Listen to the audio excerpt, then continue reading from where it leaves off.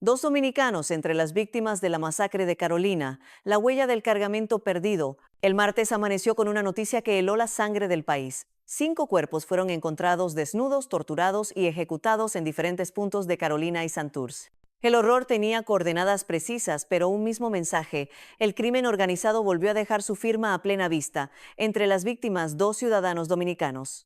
Las fuentes de El Vocero apuntan a un motivo escalofriante, una venganza ligada al robo de un cargamento de drogas. El último de los fallecidos en ser identificado fue Ramón Pierret, de 41 años, cuyo cuerpo fue hallado en una calle solitaria cerca del Paseo de los Gigantes Final, en el barrio Sabana Abajo de Carolina, a pocos metros de la iglesia Mission Board Nueva Cosecha. Junto a él yacían Jean Daniel Santana Márquez, estudiante universitario de 18 años, vecino de Trujillo Alto, y Eliezer Derrickson Mason, de 30 años, residente del barrio obrero de San Juan. Los tres estaban desnudos, con signos de tortura y estrangulación. Las autoridades creen que estos crímenes, junto con los 2 asesinatos ocurridos en Santurce esa misma madrugada, forman parte de una misma operación de ajuste de cuentas entre grupos del narcotráfico que operan en la zona metropolitana. La escena del crimen en Carolina parecía salida de una pesadilla. Los cuerpos fueron descubiertos al amanecer por un grupo de vecinos que se dirigían al trabajo. Pensé que era una broma o un accidente,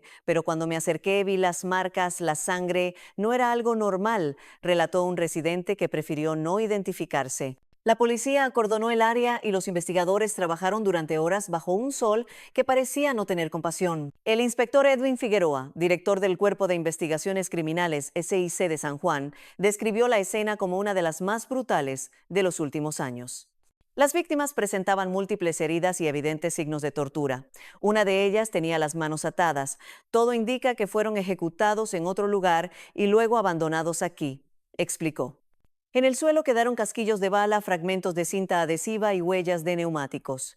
En los rostros de los agentes se leía el agotamiento de quienes saben que la violencia en Puerto Rico no se detiene, solo cambia de dirección. De acuerdo con fuentes cercanas a la investigación, los sicarios que perpetraron la matanza estarían buscando información sobre un cargamento de drogas robado hace varias semanas. Ese robo habría generado un conflicto interno entre facciones dominicanas y puertorriqueñas que operan en el área de Carolina y Santurce, vinculadas al tráfico de cocaína y fentanilo. La orden fue clara: encontrar a los responsables y recuperar lo perdido sin importar a quién se lleven por el medio, dijo una fuente policial bajo condición de anonimato. Esto no fue un crimen al azar, fue una cacería. La hipótesis cobra fuerza si se considera el patrón de las ejecuciones: víctimas desnudas, torturadas, algunas estranguladas, otras baleadas, todas dejadas a la vista pública como advertencia.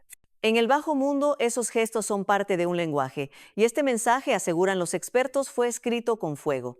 Entre los muertos, Jean Daniel Santana Márquez era quizá el menos probable de figurar en una historia así. Tenía 18 años, estudiaba en una universidad del área de San Juan y soñaba con convertirse en cantante. Su padre, Bengue Santana, lo describió como una de mis luces y por la cual yo vivía. En redes sociales expresó el dolor que lo consume. Hasta el sol de hoy y hasta siempre, tengo una sola visión de mi hijo, un adolescente bueno, amoroso y sin malicia callejera que no merecía partir de este mundo de esa manera. Las palabras del padre resonaron en todo Puerto Rico, humanizando el horror detrás de las cifras. A veces los hijos nos ocultan cosas que no imaginamos, escribió, y nos hacen pasar por un dolor tan grande que no se puede explicar. Las autoridades no han confirmado si las 5 víctimas se conocían entre sí, pero los investigadores trabajan bajo la premisa de que todas están conectadas de alguna manera. Los cuerpos hallados en Carolina y los 2 encontrados en Santurce, Nathan Borges y Wilbert Javier Hermoso Ramírez, ambos de 18 años, presentan similitudes en la forma de ejecución. La fiscal Sarimar Andreu y el agente José Flores de la División de Homicidios del SIC lideran el esfuerzo para trazar una línea que una los casos. Hay evidencia balística y patrones de violencia que apuntan a una misma estructura criminal, declaró un portavoz del negociado de la policía. Estamos hablando de una organización con poder, recursos y conexiones fuera de Puerto Rico. El crimen organizado ha dejado una huella profunda en el Caribe. Puerto Rico, por su ubicación estratégica, sigue siendo un punto clave en la ruta del narcotráfico que conecta Suramérica con los Estados Unidos. Los cargamentos de droga que se pierden o son robados suelen desatar guerras silenciosas, con represalias que se cobran vidas humanas en cuestión de días. El analista de seguridad Luis Cardona explicó que cuando un cargamento se pierde, el dinero no desaparece, alguien lo tiene y eso genera desconfianza. En el mundo del narcotráfico, la desconfianza se paga con sangre. Cardona añadió que el nivel de violencia exhibido en estas muertes apunta a una nueva ola de sicariato. No es la primera vez que vemos tortura y exposición pública en este tipo de crimen. Es una táctica de terror, un mensaje dirigido tanto a los enemigos como a la comunidad. Esto es lo que pasa cuando te metes con lo que no es tuyo. En los barrios de Carolina, el miedo se palpa en el aire. Los vecinos evitan hablar del tema. Muchos prefieren encerrarse temprano, como si la noche trajera consigo la amenaza de una sombra invisible. Aquí se escuchan disparos casi todas las semanas, dijo una residente del sector Sabana Abajo. Uno ya no distingue si son fuegos artificiales o balas. Lo triste es que ahora los muertos son jóvenes y algunos ni siquiera sabían en lo que estaban metidos. El cuerpo de Ramón Pierret, de nacionalidad dominicana, fue identificado gracias a la colaboración de familiares en la isla y en República Dominicana. Según registros policiales, Pierret había tenido vínculos previos con actividades ilícitas, aunque no pesaban sobre él órdenes de arresto vigentes. Era conocido en el ambiente, comentó una fuente del SIC. Posiblemente sabía algo que no debía. Las imágenes de los cuerpos desnudos cubiertos apenas con sábanas blancas sobre el pavimento circularon rápidamente en redes sociales antes de que la policía lograra controlar la escena. En un país donde la violencia se ha vuelto parte del paisaje informativo, incluso la muerte parece perder su capacidad de conmover. Sin embargo, esta vez fue distinto. La brutalidad del crimen cruzó una línea moral que muchos creían ya desdibujada. El psicólogo forense Manuel Figueroa explicó que la exposición de las víctimas desnudas y torturadas no solo busca humillar, sino también generar miedo colectivo.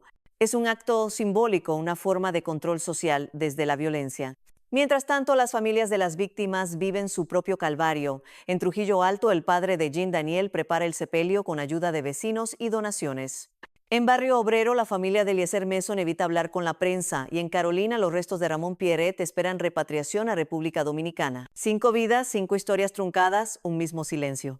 La policía continúa investigando y no descarta nuevos arrestos. El negociado de drogas y control del crimen organizado colabora con agencias federales para seguir la pista del cargamento robado, que según fuentes podría haber tenido un valor de varios millones de dólares. En estos casos el dinero manda y las vidas valen poco, admitió un agente veterano. Pero cada cuerpo cuenta una historia, y nosotros tenemos la obligación de descubrir quiénes están detrás antes de que vuelvan a matar. En Carolina, el sol cae sobre el Paseo de los Gigantes, iluminando el punto exacto donde fueron hallados los 3 cuerpos. Las flores marchitas y las velas consumidas que los vecinos dejaron esa noche siguen allí, recordando lo que pasó. El viento arrastra el olor del mar cercano y con él una certeza amarga. Mientras el narcotráfico siga siendo una sombra que se mueve libre por las calles del país, los nombres de las víctimas cambiarán, pero la historia será la misma. Puerto Rico sigue encendiendo velas donde debería haber luz. Y cada crimen como este apaga un poco más la fe en que la justicia logre iluminar la oscuridad. Un vuelco frente a las letras del aeropuerto, el caos del mediodía en el Luis Muñoz Marín. El reloj marcaba el mediodía cuando el rugido de un golpe metálico quebró el tráfico habitual frente a las enormes letras que anuncian el Aeropuerto Internacional Luis Muñoz Marín en San Juan. Bajo el sol inclemente, un auto se volcó tras chocar con otro vehículo justo en la entrada principal del terminal aéreo, provocando una larga congestión vehicular que convirtió el acceso en un embudo de bocinas, gritos y confusión. La policía de Puerto Rico confirmó a través de su oficina de prensa que atendía el accidente reportado cerca de las 12 del mediodía del jueves. Se trata de un choque entre 2 vehículos, uno de los cuales terminó volcado, indicó el oficial a cargo de la escena. Por fortuna, las autoridades informaron que hasta el momento no se habían registrado personas heridas de gravedad. Desde la distancia, los viajeros que se dirigían al aeropuerto creyeron que se trataba de una obra o de un operativo. Pero al acercarse, la escena era clara. Un vehículo descansaba de lado sobre el pavimento, con el parabrisas astillado y el techo hundido. Alrededor, fragmentos de vidrio brillaban bajo el sol. El otro carro involucrado permanecía detenido unos metros más adelante con la parte frontal destrozada. Fue un estruendo fuerte como si hubieran chocado camiones, contó Luis Méndez, conductor de un taxi turístico que pasaba por el lugar. Todo el mundo empezó a frenar, algunos hasta se bajaron del carro para ver. Fue un milagro que no hubiera una tragedia. El accidente ocurrió justo en la curva de acceso que separa los carriles hacia el área de llegadas y salidas del aeropuerto. Es una zona de alto tránsito, especialmente a esas horas cuando confluyen empleados, viajeros y vehículos de transporte privado. En cuestión de minutos, los carriles quedaron bloqueados y la congestión comenzó a extenderse hacia la avenida Valdoriotti de Castro. Los agentes del negociado de tránsito llegaron rápidamente al lugar. Con conos anaranjados comenzaron a desviar el tráfico mientras paramédicos verificaban el estado de los ocupantes de los vehículos. Aparentemente fue un choque lateral producto de una mala maniobra, explicó un policía en la escena. Uno de los autos trató de incorporarse al carril principal sin verificar el espacio y el otro no tuvo tiempo de frenar. Mientras tanto, los pasajeros que se dirigían al aeropuerto miraban los relojes con ansiedad. «Voy a perder mi vuelo», exclamó una mujer que descendió de un auto de alquiler con sus maletas. Optó por caminar el resto del trayecto bajo el sol, arrastrando sus pertenencias por la carretera.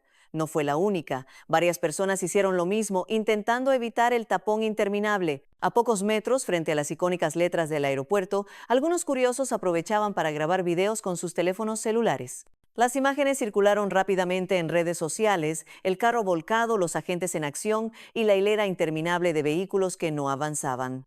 La oficina de prensa de la policía confirmó que las unidades de tránsito permanecieron en el área durante más de una hora, atendiendo el incidente y coordinando el retiro del vehículo accidentado.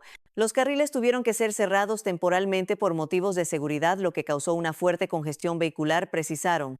En Puerto Rico, los accidentes viales en zonas de alto flujo turístico, como el aeropuerto Luis Muñoz Marín, son cada vez más frecuentes. Según datos del negociado de la policía, el área de Isla Verde y sus accesos al terminal aéreo registran decenas de colisiones al año, muchas provocadas por distracciones o giros indebidos. El oficial José Cartagena del negociado de tránsito explicó que el diseño de la entrada principal requiere atención total del conductor.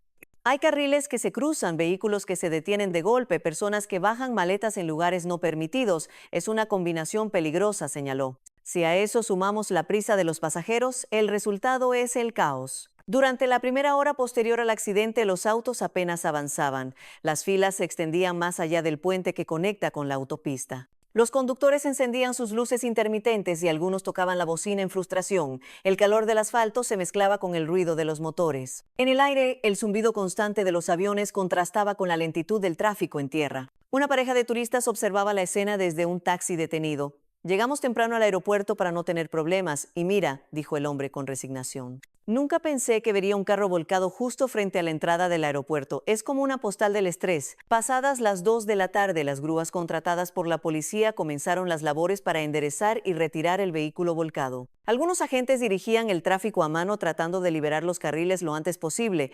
Poco a poco, el tapón comenzó a disiparse. El sonido metálico del gancho levantando el auto fue recibido con aplausos irónicos de algunos conductores, aliviados de poder finalmente avanzar. Los restos del accidente, vidrios, trozos de defensa, manchas de aceite fueron recogidos por personal de mantenimiento del aeropuerto. «Por suerte, nadie salió gravemente herido», repitió uno de los paramédicos antes de retirarse.